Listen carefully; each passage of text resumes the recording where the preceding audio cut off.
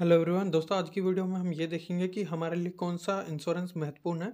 हम उस इंश्योरेंस को क्यों नहीं खरीदते और किसी भी इंश्योरेंस को खरीदते टाइम हमें किन बातों का ध्यान देना चाहिए जिससे कि हमें फ़ायदा हो सके। तो चलिए दोस्तों आगे बढ़ते हैं। तो पहला दोस्तों पॉइंट है कि do not by term insurance. दोस्तों बहुत सारे लोग जो है टर्म इंश्योरेंस नहीं खरीदते हैं, जबकि टर्म इंश्योरेंस बहुत ज़्यादा ज़रूरी है, क्योंकि आफ्टर डेथ ये क्या है कि हमारी फैमिली को हमारे मृत्यु के बाद भी जो है रुपये देता है, जिसके बाद जो है वो अपनी लाइफ को अच्छे से जी सकते हैं।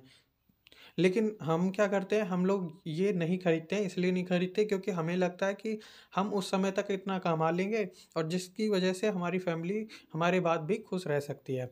लेकिन समय का कुछ नहीं पता होता दोस्तों, कभी भी कुछ भी हो सकता है, तो हमें टर्म इंश्योरेंस समय रहते खरीद लेना चाहिए। हम ज़्यादातर ये सोचते हैं दोस्तों कि हम बाद में टर्म इंश्योरेंस करवा लेंगे, लेकिन उससे भी दिक्कतें आ जाती हैं। तो चलिए अब अगले पॉइंट पे जाते हैं।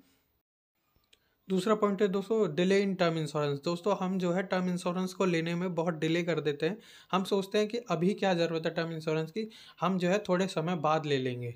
इसी चक्कर में दोस्तों बहुत ज़्यादा डिले हो जाता है। असल में अगर टर्म इंश्योरेंस आप 25, 26, 27 की एज में ले लेते हो तो बहुत ज़्यादा फ़ायदे में होते हो, क्योंकि उस समय प्रीमियम बहुत कम होती है, क्योंकि इंश्योरेंस जो है एज के ऊपर डिपेंड करता है, हेल्थ के ऊपर डिपेंड करता है। उसके बाद अगर आप मान लो कि आप 40 की एज में लेते हो तो आपकी जो प्रीमियम है बहुत ज़्यादा हाई हो जाती है, उससे फिर फ़ायदा नहीं हो पाता है दोस्तों। मान लीजिए इन केस आपको 40 की एज तक पहुँचने से पहले ही कुछ हो गया तो उसके बाद आपकी फैमिली का क्या होगा? तो हमें जो है टर्म इंश्योरेंस को पहले लेना चाहिए। दूसरा दोस्तों फैक्टर ये है कि हम जो है टर्म इंश्योरेंस को लेते टाइम अपनी सैलरी का जो है क्या करते हैं कि हमारी अगर सैलरी 3 लाख है, तो हम क्या करते हैं कि हम जो है 3 लाख का टर्म इंश्योरेंस के हिसाब से सोचकर हम 25 लाख तक का टर्म इंश्योरेंस ले लेते हैं कि हमारी सैलरी 3 लाख है तो 25 लाख तक का टर्म इंश्योरेंस काफ़ी अच्छा है, हमारी फैमिली जो है इसमें गुजारा कर लेगी। लेकिन दोस्तों 25 लाख अगर मान लीजिए आप 25 साल के हो अभी और 25 साल के बाद अगर बात करें तो वो बहुत कम अमाउंट हो जाती है 25 लाख। असल में हमें जो टर्म इंश्योरेंस ले रहे हैं, हमें उसका जो है 20 गुना कर देना चाहिए। मतलब हमें अपनी सैलरी का 20 गुना बढ़ाकर टर्म इंश्योरेंस लेना चाहिए। तो दोस्तों अगर हम ऐसा करते हैं तो हमें क्या जो है मान लीजिए आपकी 3 लाख सैलरी है। 3 लाख सैलरी आपकी एनुअल इनकम 3 लाख है और अगर आपकी प्रीमियम 20 है तो आप अगर उसका 20 गुना कर दो अपनी प्रीमियम का, तो अगर आप 20 गुना कर देते हो तो आपको जो है 60 लाख का जो है टर्म इंश्योरेंस पड़ेगा। तो हमें जो है दोस्तों 3 लाख की सैलरी में कम से कम 60 लाख का इंश्योरेंस टर्म इंश्योरेंस लेना चाहिए। उससे ही आपको फ़ायदा होगा, क्योंकि उस समय आपकी फैमिली की जो लॉस वगैरह या चीज़ें जो भी खर्चा वगैरह है वो बहुत ज़्यादा बढ़ जाएँगी चीज़ें, उस समय का कुछ नहीं कह सकते। इसलिए हमें कम से कम इतने का तो टर्म इंश्योरेंस लेना ही चाहिए। तो चलिए दोस्तों अब आगे बढ़ते हैं। तीसरा पॉइंट है दोस्तों चूजिंग लिमिटेड पे पीरियड इंश्योरेंस। हम असल में क्या करते हैं दोस्तों, हमें प्रीमियम पे करने के टाइम पर हमें 2 ऑप्शन मिलते हैं, एक रेगुलर और एक लिमिटेड। हम ज़्यादातर जो है लिमिटेड वाला चुन लेते हैं। असल में दोस्तों रेगुलर में आप जब तक पे करते हो जब तक आपकी पॉलिसी चलती है। लिमिटेड में आपको ये ऑप्शन मिलता है कि आप 10 साल तक, 15 साल तक या 20 साल तक पे करेंगे, उसके बाद आपको प्रीमियम भरने की कोई ज़रूरत नहीं है और पॉलिसी चलती रहेगी। दोस्तों हमें असल में देखिए, अगर मान लीजिए आप जो है रेगुलर पे करते हो तो आपको अभी मान लीजिए आप 1200 रुपये या 1300 रुपये भी करते हो, ठीक है। तो वो 1200 रुपये अभी आपको ज़्यादा लग रहे होंगे, लेकिन 20 साल बाद आपको वो 1200 रुपये बहुत कम लगेंगे। लेकिन आप लिमिटेड में 2300 रुपये, 2400 रुपये पे करते हो, ठीक है। तो वो आप मे बी जो है 5 साल तक या 10 साल तक पे करते हो, तो 2300, 2400 रुपये बहुत ज़्यादा हो जाते हैं और आप उस अमाउंट को बचा भी सकते हो दोस्तों और उसे इन्वेस्ट भी कर सकते हो कहीं पर। आपको जो है लिमिटेड में यही कहा जाता है कि आप जो है 10 साल तक रुपए पे कीजिए और आप जो है इतने रुपए, लाख तक रुपए का बचा सकते हैं, क्योंकि आपको इतने साल तक इन्वेस्ट नहीं करना होगा। लेकिन दोस्तों अगर उसी रुपये को आप बचाकर इन्वेस्ट करते हो तो देखिए, आप मान लीजिए 1270 रुपये आपकी रेगुलर में प्रीमियम है, ठीक है, और लिमिटेड में आपकी है 2385 रुपये। तो 1100 रुपये जो है आपका बचेगा, है ना। उस 1100 रुपये को अगर आप कहीं पे इन्वेस्ट करते हो तो मान लीजिए उसका रिटर्न 12% भी आता है, तो आप 2,55,000 रुपये बचा सकते हो दोस्तों। इसलिए आप जो है उस रुपये को बचाने की कोशिश कीजिए, सेव करने की कोशिश कीजिए। तो चलिए अब आगे बढ़ते हैं दोस्तों। दोस्तों चौथा पॉइंट है taking the whole life insurance. दोस्तों हम ज़्यादातर क्या करते हैं, हम कहते हैं कि हमें जो है पूरी लाइफ का इंश्योरेंस चाहिए, 100 साल तक का। हमें क्या है, ये सोचते हैं कि हमारा जो है 60 साल की एज के बाद हमारी फैमिली का क्या होगा। 60 साल की एज तक दोस्तों आप जो है अपने बच्चों की एजुकेशन से लेके मैरिज तक सब कुछ कर चुके होते हो। उसके बाद अगर आपको कुछ एक्स्ट्रा चाहिए तो वो आप इन्वेस्टमेंट वगैरह के ज़रिए ले सकते हो। तो हमें जो है 60 वाला प्लान भी अगर हम चुन लेते हैं तो हम जो है प्रॉफ़िट में होते हैं, नुकसान में नहीं होते हैं दोस्तों। तो चलिए अब आगे बढ़ते हैं।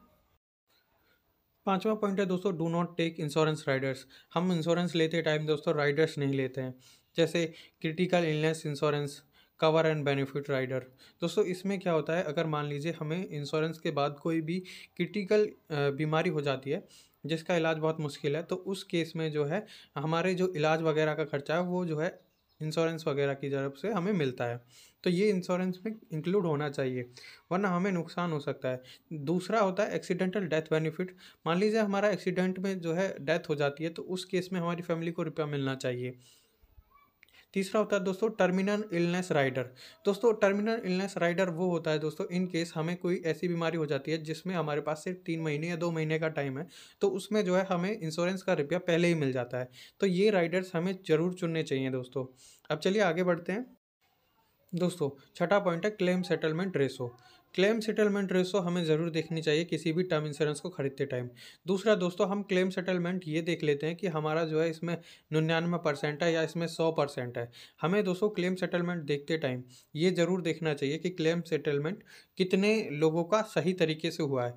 इसमें मेरा मतलब ये है दोस्तों कि कुछ क्या है 99% दिखा देती हैं कंपनियाँ कि हमारा जो क्लेम सेटलमेंट है वो 99% है या 100% है।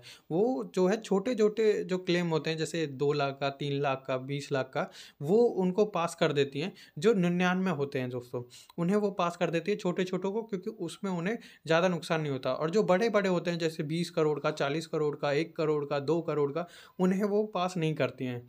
तो उसमें जो है हमें ये देखना चाहिए दोस्तों कि कितने लोगों का सेटलमेंट हुआ है और किस तरीके से हुआ है। और उसको देखने के लिए हमें claim settlement by value ratio देखना चाहिए दोस्तों। उसमें क्या होता है claim settlement by value ratio में दोस्तों, आपको असल में ये पता चलती है कि कितने अमाउंट का लोन जो है कंपनी के द्वारा पास कर दिया गया है, सिलेक्टेड हुआ है।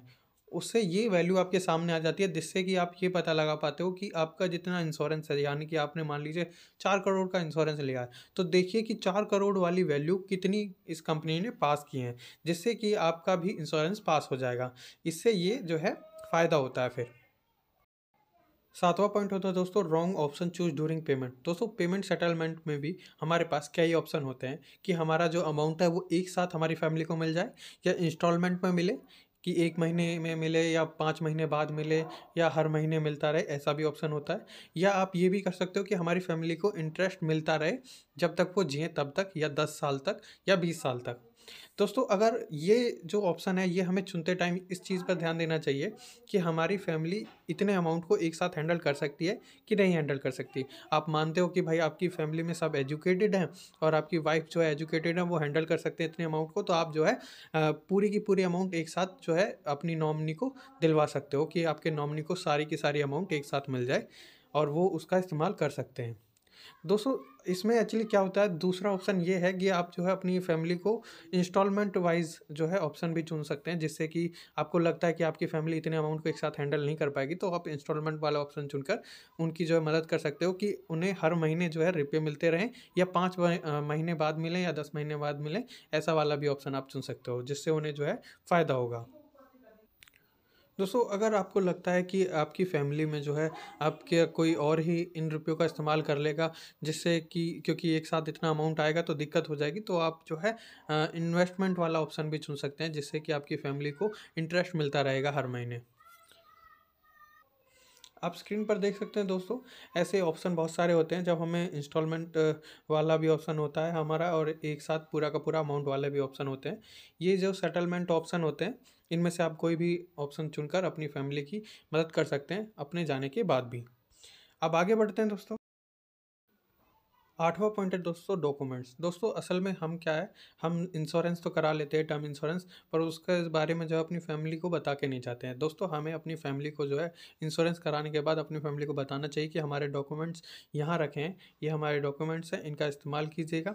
और इनको जो है किसी डायरी वगैरह में अपने नंबर्स वगैरह जहाँ से वो कॉन्टैक्ट करके अपने जो है इंश्योरेंस को क्लेम कर सकें, ले सकें, उन सारी डिटेल्स को लिख के जाना चाहिए, जिससे कि उनकी मदद हो सके।